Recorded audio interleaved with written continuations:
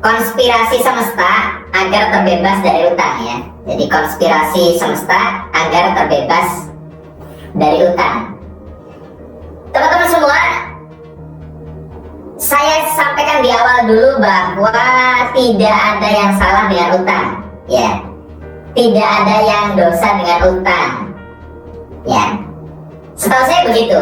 Yang menjadi salah, menjadi dosa, menjadi mudarat adalah kalau Anda menunda-nunda bayar utang, atau Anda ini lari dari tanggung jawab gak bayar utang. Itu baru dosa, atau baru berbuat satu kesalahan, kezaliman kepada orang lain. Nah, jadi kalau dalam istilah peruangan ya itu ada utang baik, ada utang buruk gitu. Nah, tapi kenapa saya membuat judul ini? Karena cukup banyak orang yang kepengen untuk dia itu tidak lagi punya utang. Makanya saya buat judul ini. Jadi bagi Anda yang punya utang dan Anda mampu membayarnya, mencicilnya, dan tidak terbebani, enjoy dengan itu, ya nggak ada masalah. Tidak usah tersinggung dengan bahasan saya. Tapi bagi Anda yang mungkin ingin terbebas dari utang ya, merasa terbebani, ingin berubah pola hidup, atau mungkin Anda nggak punya utang tapi Anda ingin membantu saudara Anda, teman Anda, orang tua Anda yang punya utang, maka mungkin video ini relevan untuk Anda. Saya membuat video ini pertama jelas adalah pengalaman pribadi. Zaman dahulu saya punya utang ya, waktu saya masih kuliah, dan orang tua saya tidak tahu tentang hal ini. Jadi saya waktu itu punya utang di angka puluhan juta ya. Saya lupa 20 atau 30 juta. Itu tahun berapa berarti? Itu tahun 2000 berapa nih? 2006 ke bawah ya. Itu berarti 2006 ke bawah, antara 2004 sampai 2006, sekitar 2 tahunan itulah, atau 3 tahun itu. Saya lupa persisnya karena udah move on, jadi nggak saya ingat-ingatin. Nah, jadi Anda bisa tahu ya, angkanya mungkin kelihatannya kecil ya, mungkin 30 juta atau 20 juta. Tapi di tahun 2004 atau 2005, 2006, 2007 antara itu, 2006 ya. Nah, dari proses yang saya alami sampai akhirnya saya bisa bayar semua utang dan sebagainya, kemudian saya juga membantu teman-teman yang punya problem yang sama, dan saya di sini juga di medsos, kemudian alumni-alumni kelas saya ya itu juga punya problem yang sama, dan saya juga kadang melakukan eksperimen bagaimana membantu mereka. Ada yang berhasil, ada yang tidak. Maka saya rangkum dalam video ini. Jadi mungkin video ini durasinya 30 menitan karena agak panjang. Nah, teman-teman, begini, saya pernah melakukan satu eksperimen yang menarik ya. Kalau Anda pernah melihat postingan saya di akun page ya, itu saya pernah memposting yang sudah saya arsir. Saya menolong, membantu orang yang tidak saya kenal sama sekali ya, dan itu udah beberapa kali sebetulnya. Orang yang tidak saya kenal sama sekali yang terjerat utang ya, ada yang utang online lah, macam-macam gitu ya. Dia sebenarnya hanya perlu uang sekitar 2 jutaan ya, dan bilangnya sih minta tolong mau pinjam gitu. Saya tahu bahwa saya punya resiko untuk ditipu, tapi saya selalu berlatih atau menantang diri saya, kalau saya bantu orang ini kira-kira resikonya hilang ini saya ikhlas gak sih gitu kan. Jadi karena saya sering menyampaikan tentang keikhlasan macam-macam, saya pun harus melatih diri saya untuk mengalami itu. Dan pernah ditipu, pernah ya kayak gitulah. Oke, kayak gini ya rasanya ditipu, dan mungkin saya anggap sih sebagai karma, karena saya juga dulu pernah mengalami atau melakukan hal yang sama sebagai orang yang ngemplang utang. Jadi saya juga dulu tuh lari dari tanggung jawab. Nah, teman-teman semua, apa yang saya lakukan dalam eksperimen itu, saya orangnya sih bilang pinjem gitu loh. Bahkan saya kirimkan akte kelahiran, KTP atau semacamnya ya, untuk meyakinkan bahwa saya itu benar-benar orang yang betul-betul ada, yang butuh bantuan. Oke, nggak perlu saya bilang. Terus saya bilang, silakan kasih tahu nomor rekening bank kamu, saya transfer, saya bilang. Dia taunya sih pinjam awalnya. Terus setelah saya transfer contohnya misalkan dia butuh 2 juta, saya transfer 3 juta. Saya transfer, terus saya bilang, segera lunasi utang kamu, saya bilang. Dan itu bukan pinjaman, tapi saya kasih ke kamu aja. Orangnya terima kasih gitu kan. Dan ini dari beberapa fenomena ya begitu. Tapi yang sudah saya duga sebelumnya adalah orang itu di sekian waktu kemudian itu nanggung lagi, ngomong lagi, mau pinjam duit lagi dengan angka yang jauh lebih besar. Ya, dengan angka yang jauh lebih besar coba ya. Misalnya saya bantu 22 juta, dia mau pinjam 20 juta coba. Di situ akhirnya bener apa yang saya tulis di buku saya. Ya, kalau Anda baca buku saya, bahwa ketika Anda itu membantu orang utang, maka resiko pertama adalah dia akan tergantung kepada Anda. Ya, itu perlu disadari dulu. Nah, artinya sebetulnya saya itu menolong dia, tapi tidak bisa membebaskan dia dari situ. Ada satu mindset yang salah pada dirinya sehingga membantu dia dengan uang, ya, membantu dia dengan uang, ya, itu tidak membuat dia berdaya. Makanya saya katakan menolong dengan memberdayakan itu beda. Ya, lanjut dulu. Jadi sehingga kalau dari judul kita konspirasi semesta agar terbebas dari utang, maka teman-teman harus membedakan dulu Anda itu mau nolong atau mau memberdayakan. Kalau Anda sebagai orang yang mau minjemin duit nih atau tidak minjemin duit, dan Anda sebagai orang yang bermasalah dengan utang, Anda tuh mau ditolong atau mau diberdayakan? Kalau mau ditolong ya berarti Anda itu cuman dikasih ikan, lapar kasih ikan, atau Anda mau diajarin cara mancing. Itu dulu. Nah, fokus dari video kita adalah ya, teman-teman itu terberdayakan dan bebas dari itu. Ya, terberdayakan dan bebas dari yang namanya utang itu. Nah, saya pernah buat video, teman-teman semua. Saya lupa judulnya. Intinya adalah bahwa desain otak manusia ya itu mirip dengan struktur alam semesta. Ya, desain otak manusia itu mirip dengan struktur alam semesta. Artinya kalau bahasa gampangnya nih, alam semesta itu adalah diri Anda dalam skala yang lebih besar lagi, gampangannya. Artinya pula pola-pola yang ada di dalam diri Anda itu juga ada di luar sana, di semesta. Artinya juga apa yang Anda program di sini ini menjadi realitas buat hidup Anda sendiri. Jadi apa yang Anda install di sini akan menjadi satu konspirasi bagi semesta untuk melaksanakannya, dan Anda akan diperlakukan sesuai dengan yang di sini tuh. Jadi ya, kalau di dalam otak kita tuh ada yang namanya neuron ya, saraf atau apalah bahasanya, dan terjadi yang namanya neuro connection atau neuro asosiasi, keterhubungan antar saraf, keterhubungan antar simpul-simpul saraf atau apapun namanya. Misalkan di sini ada satu titik saraf yang di sini merupakan apa ya, belikan sirkuit tentang kebutuhan Anda untuk hidup ya, atau apapun lah. Nah, di sini itu Anda membangun titik lagi yang namanya utang. Awalnya dua hal ini nggak ada hubungannya, tapi Anda mulai membangun satu sirkuit di sini. Setiap butuh utang, butuh utang, butuh utang, butuh utang, butuh utang, butuh utang, butuh utang, itu akhirnya ke jalan tol. Ya, persis seperti ini rokok, ini pikiran tidak stres. Awalnya nggak ada hubungannya, ya, karena ada juga di sini jalan-jalan, di sini tidak stres. Ada yang menghubungkan tidak stres ini dengan jalan-jalan, tapi ada yang menghubungkannya dengan rokok. Saya nggak bicara tentang penghakiman ya, tapi Anda membangun itu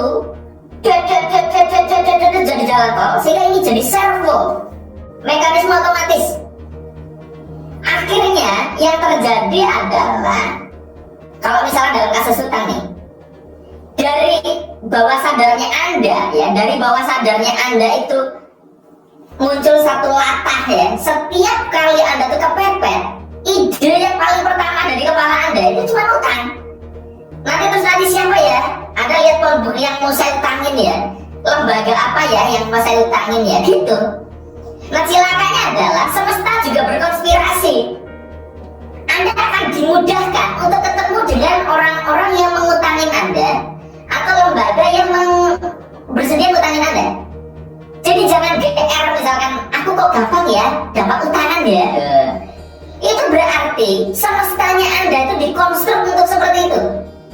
Semestanya Anda dikonstruk sesuai dengan ini. Asosiasi realitas dalam semestanya Anda itu dikonstruk antara kepepet dengan utang.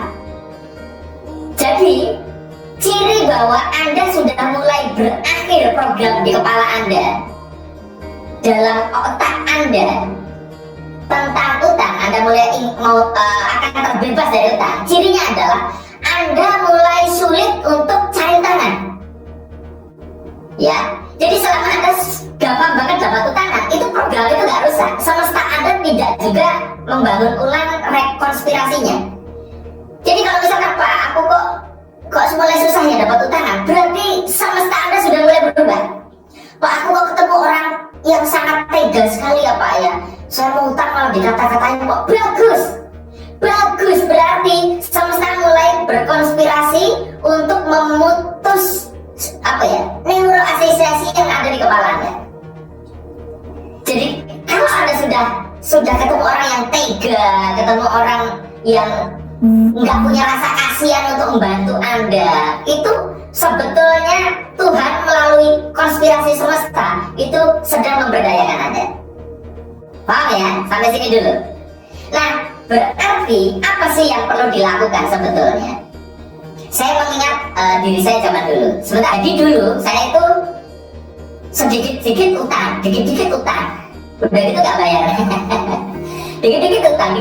Jadi akhirnya gak kreatif.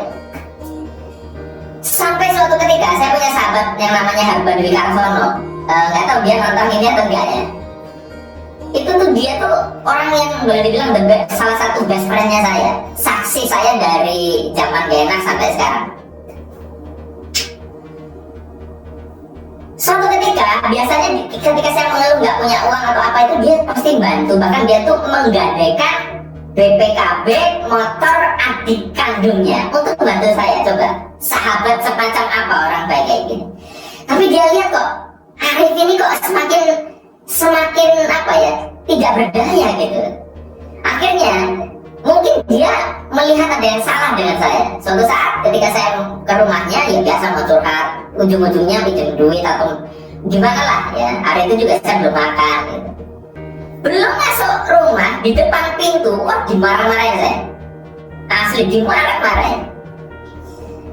Ketika kita dimarahin oleh orang yang sahabat begitu dekat, itu rasanya sakit sekali ya. Dan waktu itu ya saya terluka terus terang.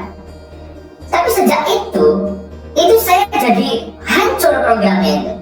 Karena teganya sahabat saya yakin dia pun sebenarnya menangis di dalam hatinya karena memarahi sahabatnya sendiri. Tapi mungkin dia pikir ini harus dilakukan, harus dipotong ya. Nah, setelah rusak kayak gitu, saya sulit dapat utangan itu. Tapi waktu itu belum ngerti tentang teori-teori vibrasi semesta ini, belum ngerti. Tapi sih udah mulai trauma bahwa kalau utang itu bisa beresiko dimarahin, itu mulai muncul trauma itu. Mulai sulit dapat utangan. Nah, apakah terus selesai? Enggak. Saya sampai sulit makan, sulit beli bensin. Wah. Nah, disitulah titik persimpangan. Ya. Jadi kalau dari kisahnya ini agak belok dikit ya.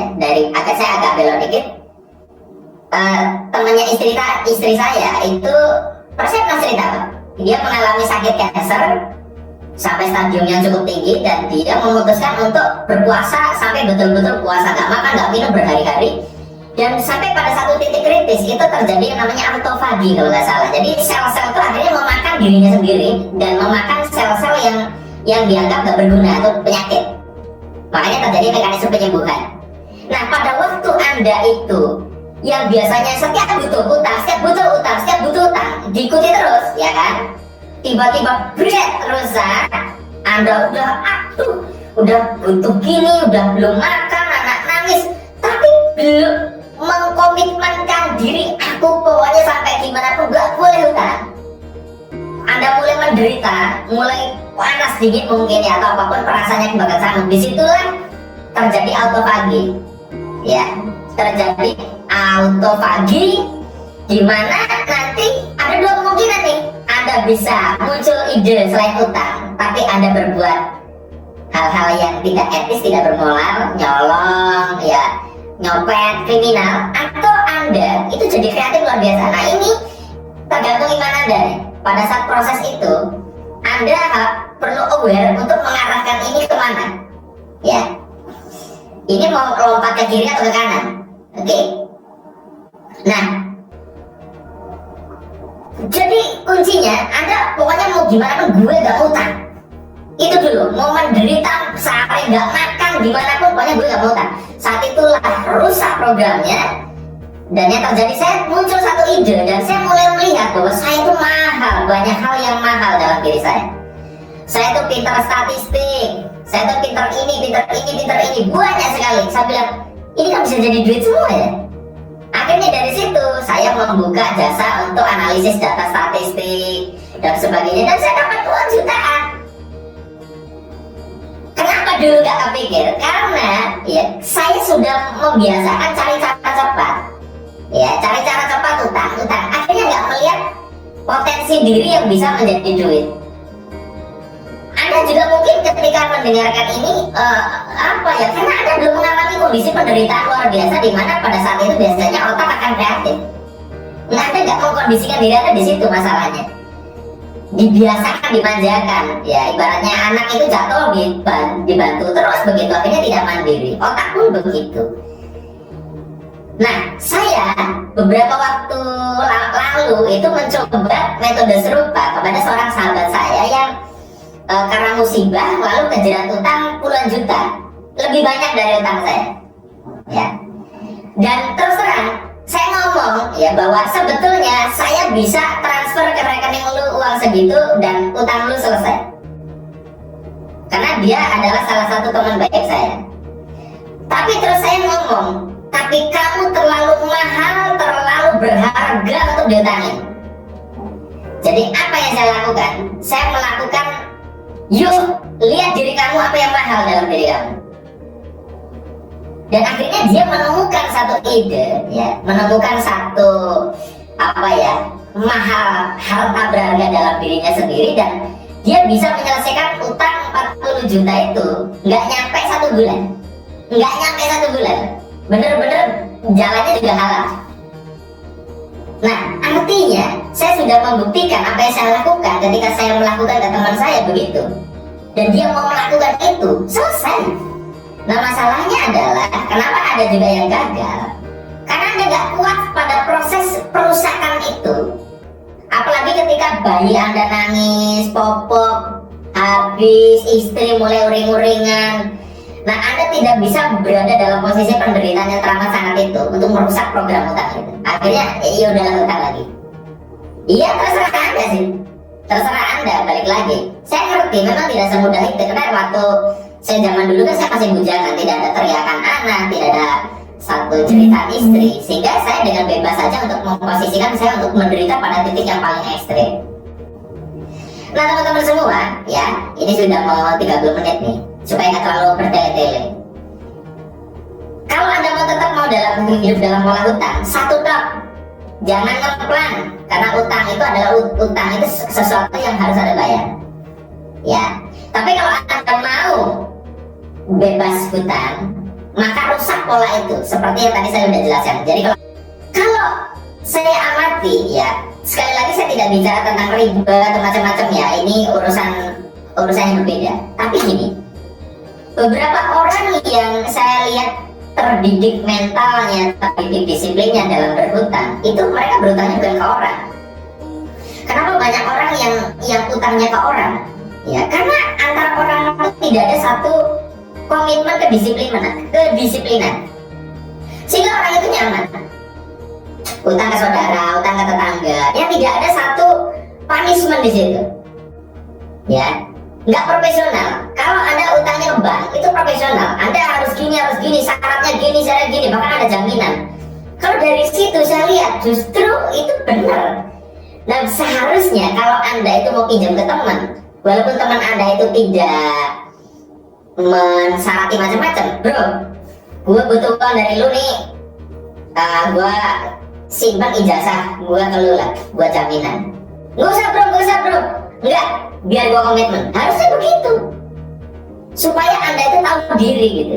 Nah itu saya kira utang yang lebih baik dibandingkan karena Anda mencari kemudahan, Anda ngerepotin orang-orang sekitar gitu. Nah tapi lebih bagi Anda yang memang betul-betul ingin bebas, ya apapun yang terjadi Anda harus berhenti. Ya pokoknya enggak, mau gimana pun enggak. Nah saat itulah nanti programnya mulai rusak dan Anda akan melihat semesta akan menyusun ulang. Nah persoalannya adalah penyusunan ulang semesta Anda itu kadang ada delay. Misalnya gini, Anda tuh, saya tidak tahu berapa lama semesta Anda mulai rekonstruksi ulang, merusak program itu, karena ada delay.